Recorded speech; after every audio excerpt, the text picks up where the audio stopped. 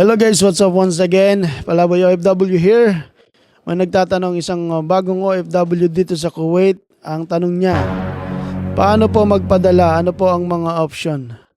So yun lang mga lodi, napakasimple lang. Kung ikaw ay bago sa Kuwait at ikaw ay sweldo ngayon, ang napakadaling option is pumunta ka lang sa mga remittances. Marami yan, nagkalat yan dito sa Kuwait.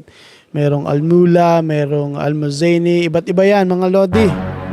Tapos pwede ka rin magpadala online kung mayroon kang bank card. Mayroong application yung mga yan. Open mo lang application nila and then siyempre yung bank card mo.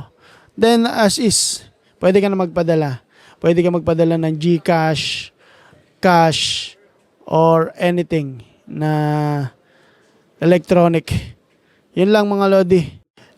Siyempre, kailangan mo ng civil ID requirements yan. Tapos sa mobile number locally here dito sa Kuwait, dapat meron kanyang lods para makapagpadala ka sa iyong mga kamag-anak sa Pilipinas. So, yun lang mga lodi. Sana nasagot ko yung tanong mo. Alright?